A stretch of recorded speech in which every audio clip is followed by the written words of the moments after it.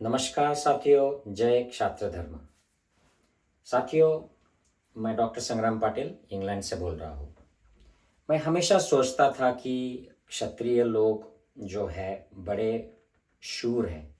इनके शौर्य की गाथाएं पढ़कर सुनकर हम बड़े हुए, बचपन से सुन रहे हैं। लेकिन हमेशा लगता था कि क्षत्रियों को इतना बदनाम क्यों किया जाता है। कोई भी बॉलीवुड वाली मूवीज़ देख लीजिए या किताबें देख लीजिए, फिक्शनल स्टोरीज जो साहित्य में है, हिंदी में है या रीजनल लैंग्वेजेस में, उनमें क्षत्रिय को बड़े विलन की तरह दिखाया जाता है। अब विलन तो सारे जातियों में होते हैं। वो ब्राह्मणों में होते हैं, मुस्लिमों में होते हैं, हिंदूज में होते हैं, क्षत्रियों में, शूद्रों में, सारे आदिवासियों में अलग अलग वक्त पर, समय पर विलन हुए हैं, डाकू हुए हैं, बदमाश लोग हुए हैं। लेकिन हमेशा आप बॉलीवुड में देखिए, एक ठाकुर होगा या कोई राठौड़ होगा, चौहान होगा, और वो गलत काम करते हुए दिखाया जाता है। तो मैं हमेशा, जैसे मेरा हिस्ट्री का आकलन बढ़ने लगा, तो मैं सोचने लगा कि जैसे हमारे यहाँ महाराष्ट्र में, क्योंकि मैं महाराष्ट्र से आता हूँ, तो ज्योतिराव फुले आ गए। तो ज्योतिराव फुले की वजह से बहुत बड़ा प्रबोधन महाराष्ट्र में हुआ। सत्यशोधक नाम की एक मूवमेंट शुरू हुई, आंदोलन शुरू हुआ। उसके पहले वारकरी पंथ का आंदोलन था, जो जिसमें बड़े बड़े संत हुए और उन्होंने समता की, भाईचारे की बात की, और उन्हीं से प्रेरित होके छत्रपति शिवाजी महाराज ने अपना राज्य चलाया। बाद में अगर हम देखते हैं तो बाबा साहब अम्बेडकर, शाहू महाराज, इन लोगों ने यही परंपरा को कायम रखा। तो मुझे लगता था कि ये जो राजपूत कहलाने वाला जो समाज है, हालांकि इन्हें राजपूत नहीं कहा जाता था पहले, ये इनकी अगर हिस्ट्री अगर राजपूतों की देखें, क्षत्रिय, ये ब्राह्मण धर्म में आने के बाद ये ब्राह्मण क्षत्रिय हो गए। ये ओरिजिनली क्षात्र धर्म, समन क्षात्र धर्म में हुआ करते थे ये लोग, भगवान बुद्ध की परंपरा के लोग। ये मैंने मेरे पीछे वाले जो एक वीडियो बनाया है उसमें भी बोला है। तो इन लोगों में एक बाबा साहब अम्बेडकर क्यों नहीं आए जो इनको विचारधारा दे, क्योंकि क्षत्रियों में प्रबोधन की बहुत ज़रूरत है। मैं देखता हूँ, बचपन से देखता आया वो क्षत्रियों में छोटी छोटी बातों पे भड़क जाते हैं, खुद को धर्म का रक्षक मानते हैं, और जो अंधश्रद्धाएं हैं, जो परंपराएं हैं पुरानी, कुछ गलत रीतियां हैं, उनको बड़े गर्व से, बड़े स्वाभिमान से पेश करते हैं। तो मैं सोचते रहता था कि इनमें, अरे क्षत्रियों को, राजपूतों को भी एक बाबा साहब अम्बेडकर अगर मिल जाते, महात्मा फुले मिल जाते, ये वारकरी पंथ जैसी परंपरा मिल जाती तो बढ़िया बात होती। लेकिन मैं कुछ हद तक गलत था। मेरा मानना था कि ऐसे विचारधारा वाले महापुरुष क्षत्रियों को मिले नहीं हैं। लेकिन मैं अब जैसे इस इतिहास में डिटेल में जा रहा हूँ, तो भाई भगवान बुद्ध कौन थे? ये तो शाक्य क्षत्रिय ही थे। और हमारे जो, अब मैं यहाँ पर बात करने वाला हूँ, अरगल के राजपूत राजा थे। इन्होंने अनागरिक धर्मपाल को खुद लेटर लिखा था, जब उन्होंने बुद्ध की जो भूमि है बिहार में, बोधगया का आंदोलन शुरू किया था अंग्रेज के ज़माने में, तो उन्हें लेटर लिया था कि हम शाक्य कुलीन क्षत्रिय है और मैं आपके आंदोलन को समर्थन करता हूँ। और ये लेटर मैंने पिछले एक वीडियो में मैंने पढ़ के बताया है, it's a part of this letter. तो ये तो शाक्य कुल के हो गए।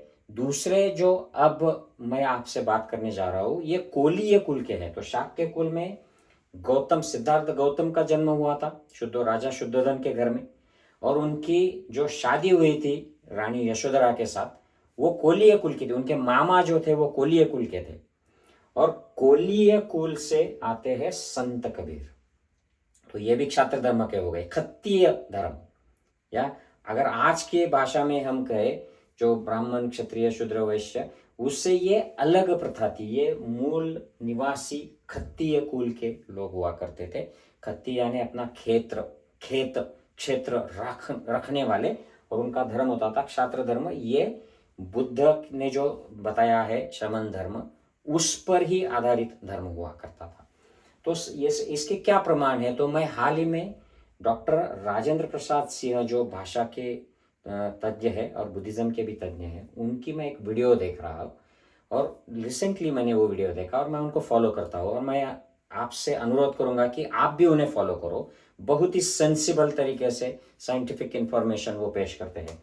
तो मैंने ये उन्हीं के वीडियो से उठाया है, लेकिन ये अपने इस प्लेटफॉर्म पर भी होना चाहिए, इसलिए मैंने ये सोचा कि मैं भी इसको प्रेजेंट करूँगा मेरी तरह से, मेरी स्टाइल में।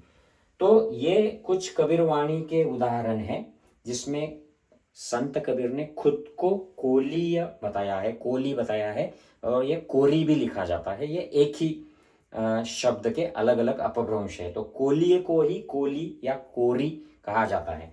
तो ये शाड़ बुने कोली, मैं बैठी, मैं शूटा, मैं गाड़ी, हरि का नाम अभय पद दाता, कहे कबीरा कोरी, सुतय सुत मिलाए कोरी, ये कबीर चित्रबोध का है।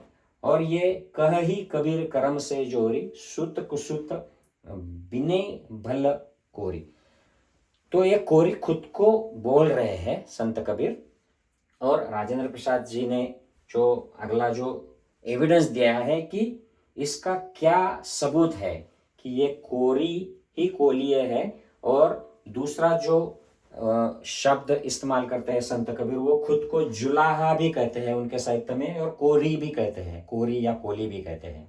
तो ये जुलाहा ही कोलीय है, इसके प्रमाण उन्होंने दिए हैं। और ये 11th 12th सेंचुरी का ये साहित्य है। ये जो अद्दहमान जो बड़े साहित्यिक हुए थे उस जमाने के, उनके संदेश रासक नाम की इस किताब में उन्होंने खुद को, हालांकि वो थे जुलाहा, ये जो लेखक है अद्दहमान, उन्होंने जुलाहा होने के बावजूद कहा था कि हम कोलीय है। यहाँ पे अगर अब ये देखे, ये पढ़े, तो ये कोलीय खुद को कहा था। तो ये जुलाहा जो लोग हैं, ये सूत काटने वाले, बुनने वाले, कपड़ा बनाने वाले उस वक्त के लोग थे, जुलाहा।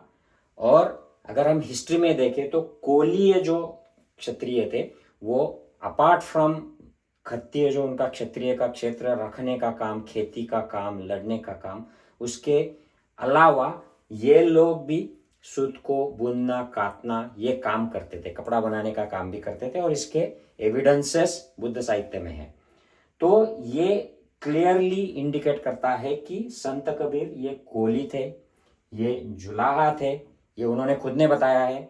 और जुलाहा जो है ये कोलीय थे, ये उनसे पहले जो 2 शतक पहले का जो साहित्य है उसमें भी आ गया है। और ये कोलीय क्षत्रिय थे, इनके संबंध उस वक्त शाक्य कुल में हुए थे। इसके बारे में तो कोई डाउट ही नहीं है। मैंने ये लेटर के बारे में जो उल्लेख किया कि अरगल के राजपूत राजा ने खुद कहा था कि हम शाक्य कुल के क्षत्रिय है।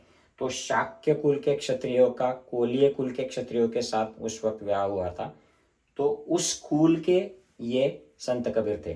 तो मैं the reason I am telling you this is कि हमें इस बात को अब जानना चाहिए कि संत कबीर जो है ये क्षत्रिय मूल निवासी थे और ये क्षात्र धर्म की बात करते थे। अगर आप ये साहित्य हम पढ़ते हैं संत कबीर का, तो हमें लगता है कि हम बुद्ध को ही पढ़ रहे हैं। हम श्रमण का ही, जो सनातन धम्म, एस धम्मो सनातनो, जो भगवान बुद्ध ने कहा है, उसी को पढ़ रहे हैं, क्षात्र धर्म को ही पढ़ रहे हैं। तो क्षत्रियों को चाहिए कि ये संत कबीर के बारे में पढ़े, उनको अंडरस्टैंड करे, समझे, और समाज में इसका, इनके विचारों का प्रचार करे, क्योंकि ये बहुत ही प्रबुद्ध किस्म के व्यक्तिमत्व थे। ये बहुत ही महान महापुरुष थे, संत थे, संत कबीर। तो इनके विचारों का क्षत्रियों में, क्षत्रिय समाज में प्रसार हो, ताकि क्षत्रिय लोग ज़्यादा से ज़्यादा वैचारिक, जो बहुत आज उसकी कमी है समाज में, वो आए, वैचारिक क्रांति क्षत्रियों में आए। और क्षत्रियों का जो दमन होता है, आजकल हम देखते हैं कि क्षत्रियों की जो पीछे जो बैकवर्डनेस आ गया है क्षत्रियों में एजुकेशनल, कल्चरल, पॉलिटिकल, फाइनेंशियल, ये सारे तरीका का जो बैकवर्ड आ गया है, बैकवर्डनेस, और क्षत्रियों को जो बदनाम किया जाता है अलग अलग तरीके से, इसका एक ही जवाब है कि क्षत्रियों में वैचारिक क्रांति आए और इस क्रांति से क्षत्रिय आगे बढ़े, ऐसे मुझे लगता है। जय क्षात्र धर्म।